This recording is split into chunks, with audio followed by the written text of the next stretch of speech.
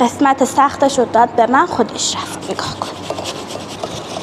به نام خالق مزه ها. ما آخر نفهمیدیم اسم این غذا فسنجونه یا فسنجان؟ فسنجون. و دخترم امروز اومده کمک که کارا رو سریعتر انجام بدیم. امروز یه فسنجون متفاوت داریم با بادام درختی و گردو. با من همراه باشید تا مقادیر رو خدمتتون عرض کنم.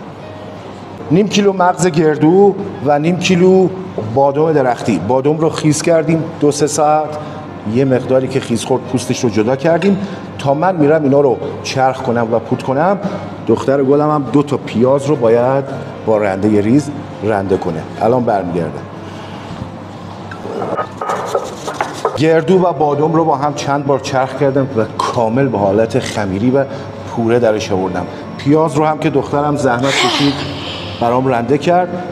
بریم ببینیم بعدش باید چیکار کنیم. با من بیا. یه مقدار کمی روغن بریز توی ظرفت. بیا جلو آقا، بیا جلو، اینجا رو بگیر، اینو بگیر. این پیازهای رنده شده رو باید بریزیم، یه سر تپش بدیم. پیازها که یکم سبک شد دوباره برمیگردم. در پناه خالق مزه ها باشید. بیا پیاز رو ببین چه رنگی شد. تقریبا پیاز طلایی شد. وقتشه که مغز گردو و بادام چرخ شدهمون رو اضافه کنیم. بده. این مغز گردو و بادام رو اضافه کنید و یه سرتف حسابی باید بخوره. بگیر. مغز بادام و گردو رو باید خوب تف بدیم تا حسابی روغنش در بیاد. اون قدیما که فسنجون خیلی روغن مینداخت و خوشمزه بود و با عشق بود، به خاطر اینکه مادر بزرگ‌ها و مادران ما می نشستن این مغز گردو رو ساعت‌ها تو هاون سنگی با عشق میکوبیدن. برای همین اینقدر خوشمزه بود. الان کار ما آشپزهای یه کمی راحت شده. من 2 بار با چرخ گوش اینو چرخ کردم و به همون چیزی که میخواستم رسیدم. خدا تمام مادر و مادران و مادر بزرگا رو حفظ کنه، سایه‌شون رو سرمون باشه. مغز همون حسابی تف خورد. بیا داخل قابلمه رو بگیر. وقتشه که بقیه آیتم ها رو اضافه کنیم. من برای شروع این کار از آب انار شروع میکنم. دخترم بده آب انار رو. آب انار رو بریزید به جای آب. این آب انار رو تقریبا ملس یه همش بزنید. چه غذایی بشه این غذا. به به. خب یه مقدار هم آب بعد اضافه کنیم. این هم آب. مرسی. این غذا به خاطر وجود بادام یه غذای گرم‌وتر هست، سرشار از خاصیت. برای بانوانی که بچه شیر میدن بسیار مفیده. برای درمان آسم، تنگی نفس بسیار مفیده. توصیه میکنم این غذا رو حتما درست کنید و با خانواده نوش جان کنید. در بخش رستورانی هم این غذا رو درست کنید و مهموناتون رو سورپرایز کنید. با من همراه باشید. خورشتمون جوش اومد. بیا داخل ظرفو بگیر. شروع میکنه قولهای ریز زدن. زیرشو کم میکنید و سرشو میذارید تا روغن بیفته. با من همراه باش، کارت دارم.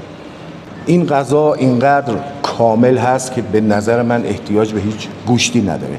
ولی برای این غذا من از گوشت چرخ کرده میخوام استفاده کنم. مقداری گردو رو باید دندونش کنیم و با گوشتمون مخلوط کنیم. ببینیم.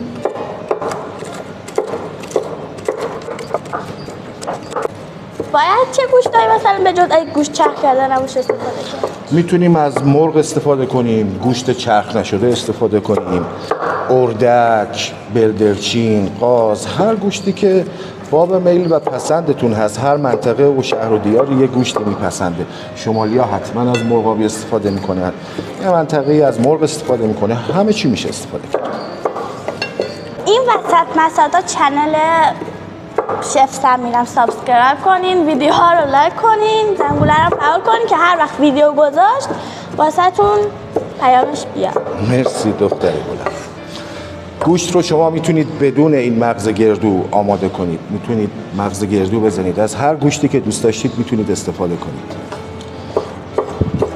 گردومون دندونه دندونه شد، کامل ساتوری شد، به گوشت اضافه میکنیم و باید کامل مخلوط بشه. چرا گردو تو گوشت اضافه کردی؟ به خاطری که یه تفاوتی داشته باشه با بقیه غذاها، هم خوش‌طعمش میکنه هم خوشمزهش میکنه. این رو باید کامل ورزش بدیم تا گردو و گوشت با هم مخلوط شه. یه ظرف آب بذارید کنار دستتون، گوشت ها رو یه مقداری از گردو درشتر قلقلیش کنید.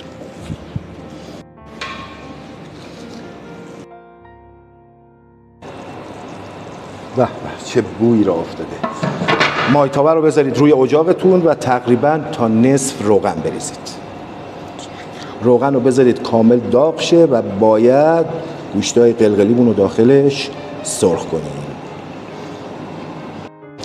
روغن داغ شد کامل، وقتشه که این قلقلیای جذاب رو بهش دونه دونه اضافه کنیم. مرسی دختر گلم. بده بابا. بهتون توصیه میکنم با فرزندانتون با هم آشپزی کنید، خیلی جذابه. این قلقلی‌ها رو باید کامل با حوصله داخل روغن غوطه‌ور کنید و کامل تفتش بدید. مرسی.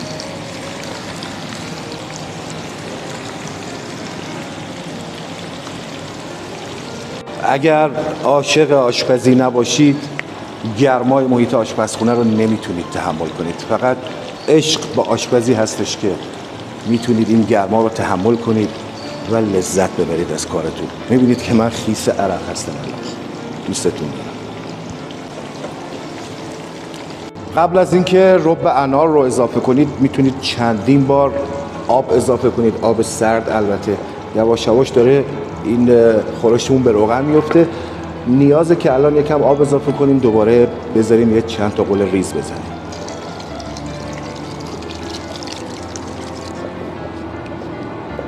حدوداً یه نیم ساعت دیگه باید این روغن بندازه. بریم برای اضافه کردن رب انار. با من همراه باشید.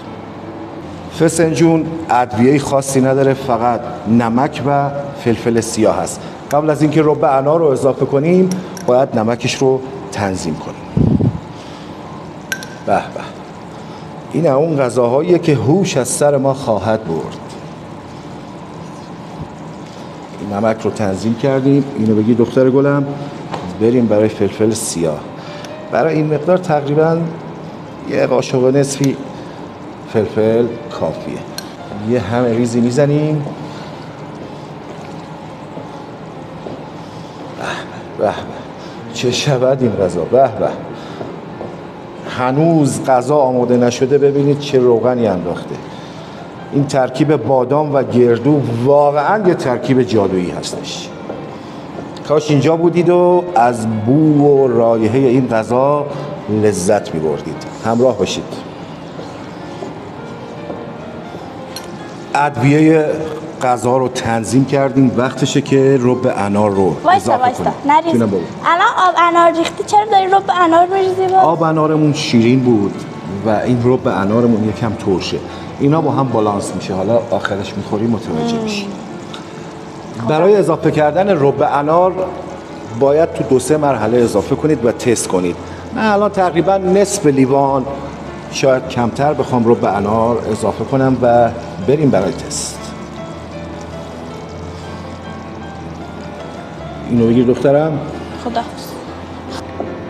باید همش بزنیم و یه قل ریز بخوره، دوباره برگردیم سراغش و باز تنظیم کنیم. دوباره یه قل ریزی خورد. یه مقدار ادویه دیگه هم اضافه کردم، ادویه رو تنظیم کردم. به نظر من یه مقدار دیگه باید رب انار اضافه کنم. این دیگه سلیقه‌ای هسته. شما میتونید کمتر یا بیشتر از رب انار استفاده کنید. شیرینش کنید، ترشش کنید یا ملس. هر جور که ذائقتون پسند میکنه همون کارو بکنید.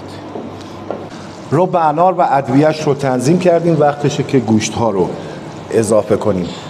این گوشت ها به این سبک قلقلی و با توجه به اینکه با مغز گردو مخلوط شده ابداع خودم هست. شما میتونید گوشت رو به هر صورتی که دوست دارید، به صورت چرخ نشده یا از گوشت ماکیان و پرندگان استفاده کنید. گفتم امروز یه تنوع و ابداعی کرده باشیم براتون. امیدوارم که شما هم این رو تست کنید، بپزید و لذت ببرید. اگر دقت کرده باشید من هیچ ادویه‌ای به این گوشتا نزدم، نه نمک نه فلفل. این گوشت الان آماده ادویه گرفتن هست. ادویه فسنجون و خورشت رو قوی ترش کردم که این گوشتا جذبش کنه، خیلی عالی میشه. سر ظرفمون رو میذاریم، 1 ساعت باید خیلی ریز ریز ریز قل بزنه تا به روغن بیفته. با من همراه باشید تا ببینیم چه نتیجه‌ای خواهیم گرفت. غذامون حاضر شد، بیا داخل دیگو بگیر ببین چه روغنی انداخته. این یکی از اون غذاهاییه که واقعا از خوردنش آدم سیر نمیشه. یه پرس از این غذا بکشم و تقدیم به نگاه شما عزیزان. برای هر پرس 3 تا گوش میذاریم و مایه خورشت.